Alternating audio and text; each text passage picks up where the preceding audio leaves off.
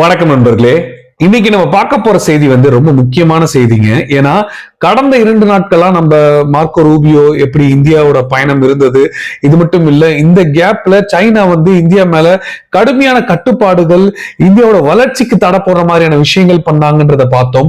இப்ப இதுக்கு கவுண்டர் கொடுக்கிற மாதிரி கடைசி நாள்ல ஒரு தரமான சம்பவம் இந்தியா பண்ணிருக்காங்க. அமெரிக்கா மற்றும் இந்த குவாட் நாடுகளோட பயங்கர நெருக்கமான முக்கியமா வரலாற்று சிறப்பு மிக்க ஒரு ஒப்பந்தம் போட்டிருக்காங்கன்னு தான் நான் சொல்லுவேன்.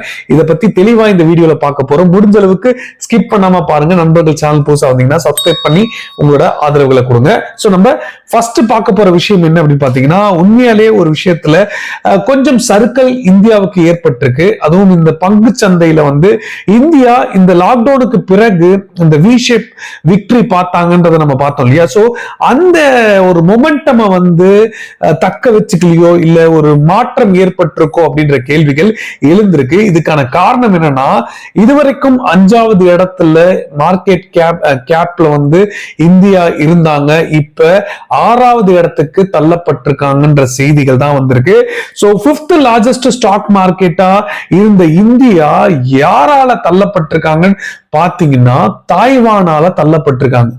என்னடா இத்தோடு தீவா இந்தியாவை பீட் பண்ணிடுச்சு அப்படின்னு நிறைய பேருக்கு கேள்விகள் எழும். எப்படி திடீர்னு இப்படி ஒரு மாற்றம் ஏற்பட்டிருக்கு, அப்படி என்ன அவங்களோட பங்கு சந்தையில ஒரு மாற்றம் இருந்ததுன்னு அவங்க இந்தியாவை பீட் பண்ணிட்டாங்க அப்படின்னு நம்ம பார்க்கும்போது, இதுவரைக்கும் டாப் 4 மார்க்கெட் அப்படின்னா அமெரிக்கா, சைனா, ஹாங்காங்கு, அதாவது ஜப்பான், ஹாங்காங்கு 5வது இடத்துல இந்தியா இருந்தாங்க. ஆனா இப்ப அந்த இடத்துக்கு தாய்வான் வந்திருக்காங்கன்னு சொல்லப்படுது. இதுக்கான காரணம் என்னன்னா 35% இயர் ஆன் இயர் அவங்களோட ரீசன்ட் ரைஸ் இருந்திருக்கு, growth இருந்திருக்குன்னு சொல்றாங்க.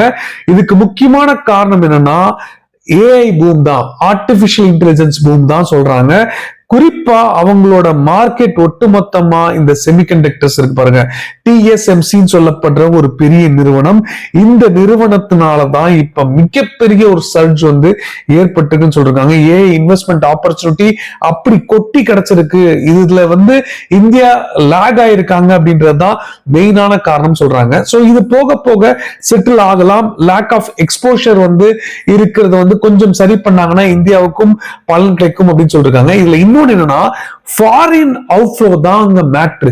வெளிநாடு முதலீடுகளுக்கு பாருங்க, அதுவும் குறிப்பா மார்க்கெட்ல ஃபாரின் போர்ட்ஃபோலியோ இன்வெஸ்டர் சொல்லப்படுற எஃபிஐ இருக்காங்க பாருங்க, அவங்க இந்தியன் மார்க்கெட் இந்த ஈரான் விஷயத்துல, ஈரான் கான்ஃபிளிக்ட்ல கண்டிப்பா ஒரு பெரிய ஒரு பாதிப்பு ஏற்படும், அதுக்கப்புறம் போட்ட காசு லாபம் பார்த்தாச்சு, அதிகமாவே லாபம் பார்த்தாச்சு அப்படின்னு உடனே எல்லாரும் கடன்னு இந்தியால போட்ட முதலீடுகளை லாபத்தை எடுக்க ஆரம்பிச்ச உடனே அதுலயும் ஒரு பெரிய செட்பேக் இந்தியாவுக்கு ஏற்பட்டிருக்கு. சோ அது கிட்டத்தட்ட 2025 ரெக்கார்ட் படி இப்ப இந்த அவுட்ஃப்ளோ கம்மியா இருக்கு அப்படின்ற விஷயங்கள் தெரிவிச்சிருக்காங்க.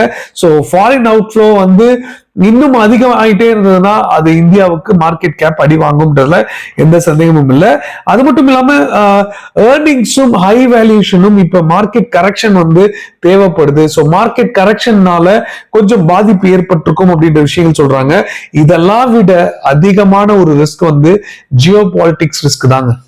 சோ இந்த ஈரான் அமெரிக்கா இஸ்ரேல் கான்ஃபிளிக்ட்னால அந்த ஒரு சின்ன ரூட் வழியா இந்தியாவோட டிபெண்டன்சி ஒட்டுமொத்த ஒரு தயக்கத்தையும் இன்னைக்கு மார்க்கெட் ரியாக்ட் பண்ணிருக்கு அப்படின்றதுதான் நமக்கு தெரியுது. சோ இதுவும் ஆயில் பிரைஸோட ஏற்ற இறக்கம், அதுக்கப்புறம் எனர்ஜி இம்போர்ட் டிபெண்டன்ஸ் அதிகமா இருக்கு. அதே மாதிரி இந்த டென்ஷன் இப்ப முடிகிற மாதிரி இல்ல. சோ இது எல்லாமே வச்சுதான் இப்ப இந்த ஒரு ப்ரொஜெக்ஷன் இருந்துக்குன்னு சொல்றாங்க. சோ இது முக்கியமான காரணம். இப்ப இந்தியா 5ல இருந்து 6க்கு தள்ளப்பட்டிருக்காங்க.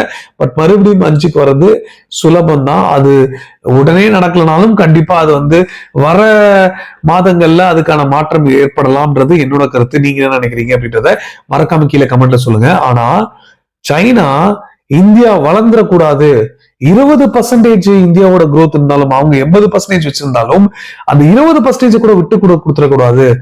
நீங்க சைனால இருந்து தூக்கி இந்தியால நீங்க வைப்பீங்க, பாத்திரலாம் நீங்க எப்படி மேனுபேக்சரிங் பண்றீங்கன்னு ஒரு பொறாமையிலேயே ஒரு காம்படிட்டிவ் மைண்ட் செட் ஒரு சின்ன பர்சன்டேஜ் கூட இந்தியா சமாளிச்சிடக்கூடாது. ஏன்னா சைனாவோட பொருளாதாரம் பாத்தீங்கன்னா 90 காலகட்டத்துல இருந்த சைனா மாதிரி இன்னைக்கு இந்தியா வந்து ஒரு growth வந்து பாக்குறாங்க அப்படின்னு சொல்றாங்க. சோ இப்ப 90 காலகட்டத்துல சைனாவோட டிபெண்டன்சி எப்படின்னா, சைனாவை வந்து எக்ஸ்போர்ட் எக்கனாமி தான் அவங்களோட பெரிய ஒரு பவர்.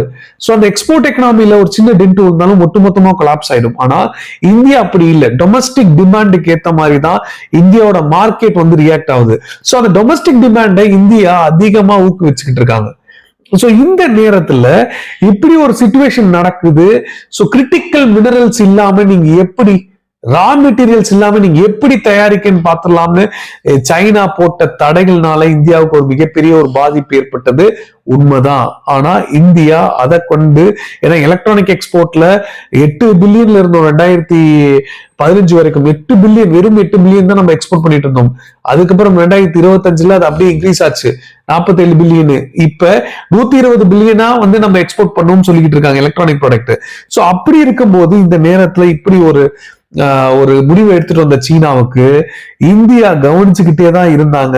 ஆனா அதுக்கு ஒரு தக்க பதிலடி கொடுக்கிற மாதிரி இந்தியா ஒரு மேசிவான ஒரு ஒப்பந்தம், இப்ப மார்க்கோ ரூபியோ வந்திருக்க இந்தியாவுக்கு பயணம் மேற்கொண்டிருக்க இந்த நேரத்துல ஒரு லேண்ட்மார்க் டீல் வந்து கையெழுத்திட்டு இருக்காங்க. சோ இந்த டீல் வந்து நம்மளோட ஃபாரின் மினிஸ்டர் ஜெய்சங்கர் அவர்கள் தலைமையிலும் யுஎஸ் செக்ரட்டரி மார்க்கோ ரூபியோ தலைமையிலும் நடந்திருக்கு. இது மட்டும் இல்ல, இந்த ஒப்பந்தம் பைலேட்டரல் டீலா இருந்தாலும் இன்னொரு பக்கம் குவாட் நாடுகளோடையும் ஒரு பக்கம் இதுக்கான ஒரு ஃப்ரேம் ஒர்க்கை வந்து தொடங்கியிருக்காங்க. அதை அடுத்து வரேன். ஆனா ஃபர்ஸ்ட் இந்த ஒப்பந்தம் வந்து India US critical minerals frame work. So நீங்க எங்கெல்லாம் வந்து கிரிட்டிக்கல் மினரல்ஸ் இருக்கு, எங்க தேவை இருக்கு, இந்த டெக்னாலஜி தொழில்நுட்பங்கள்ல எங்க இந்தியா லேக் ஆயிருக்காங்க, இல்ல அமெரிக்காவுக்கு என்ன தேவைகள் இருக்கு, இது எல்லாம் இரு நாடுகளிடையே இந்த ஒப்பந்தங்கள் மூலமா கண்டிப்பா இது வந்து ஃபுல்ஃபில் பண்ண முடியும்னு நம்புறாங்க இரு நாடுகளும். அமெரிக்காவை நம்பலாமா நம்ப கூடாதா அப்படின்றதுக்கெல்லாம் நம்ம போக வேண்டாம். இப்போதைக்கு ராணுவ ரீதியா ஏதாவது பிரச்சனைகள் வரும்போது பாத்துக்கலாம். ஆனா இப்போதைக்கு இந்தியா தேவைக்கு சீனாவை கவுண்டர் பண்றதுக்கும் இந்தியாவோட டிமாண்டை ஃபுல்ஃபில் பண்றதுக்கும், இந்தியாவால ஃபுல்ஃபில் பண்றதுக்கும் அது தவறிட்டோம்னா உடனே சைனாக்காரன் அதை ஃபுல்ஃபில் பண்ணிடுவான். ஸோ அந்த முயற்சிகளை வந்து தவற விடக்கூடாது இந்தியா. ஸோ சப்ளை செயின்ல எந்த ஒரு பாதிப்பும் வந்துடக்கூடாதுன்றதுக்காக இந்த அக்ரிமெண்ட் போட்டிருக்கோம் சொல்லிருக்காங்க. ஸோ என்டையர் எக்ஸ்ப்ளோரேஷன் எடுக்கிறதா இருக்கட்டும், அதே மாதிரி எக்ஸ்ட்ராக்ஷன் பண்றதா இருக்கட்டும், அதே மாதிரி ரீசைக்கிள் பண்றதா இருக்கட்டும், ப்ராசஸிங் மினரல்ஸ், லித்தியம், கோபால்ட், என்ன ஒரு மினரல்ஸா இருந்தாலும் அதை எல்லாமே நம்மளே பண்ணுவோம். சோ எங்க நீங்க லாக இருக்கீங்க, எங்க நாங்க லாக இருக்கோம், பார்த்து ஃபுல்ஃபில் பண்ணிடுவோம் அப்படின்ற விஷயங்கள் சொல்றாங்க. சோ சைனாவோட டிபெண்டன்ஸ ஒட்டுமொத்தமா அமெரிக்காவும் இந்தியாவும் கட்டுப்படுத்துறதுக்கான வேலைகளை வந்து பண்ணிருக்காங்கன்றது ரொம்ப தெளிவா தெரியுதுங்க. ஜோ பைடன் இருக்கும்போது ஏஏ ஃப்ரேம் ஒர்க்கே வந்தது.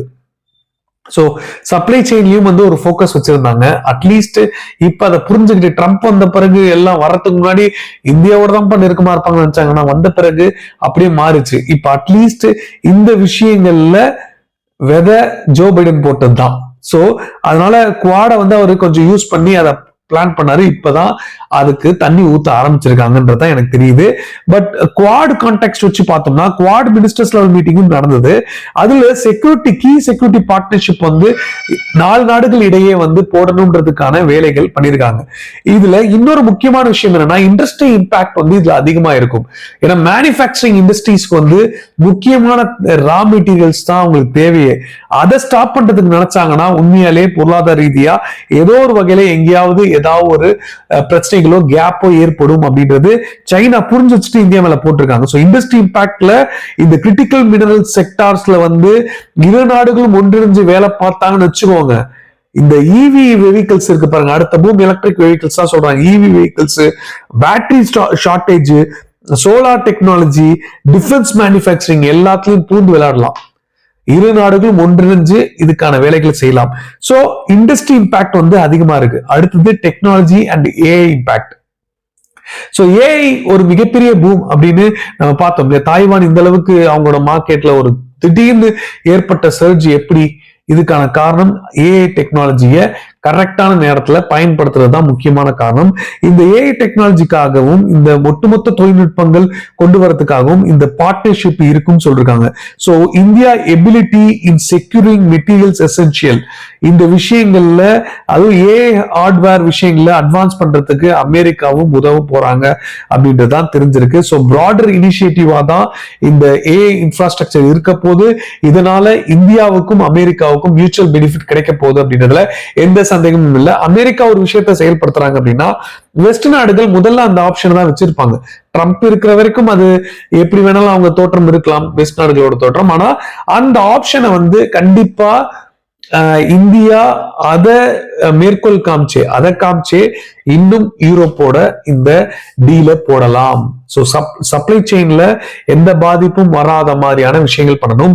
ஏற்கனவே கிரிட்டிக்கல் மினரல் விஷயத்துல கனடாவோட ஒப்பந்தம் போட்டிருக்காங்க இந்தியா. அதாவது கனடாவோட தலைவர் இந்தியாவுக்கு வந்தார் இல்லையா, அப்பவே ஒரு மேசிவான ஒரு டீல வந்து போட்டாங்க. ஸோ கிரிட்டிக்கல் மினரல்ஸ் அவங்க கிட்ட தான் அதிகமா இருக்கு, ஆஸ்திரேலியா கிட்டயும் இருக்கு.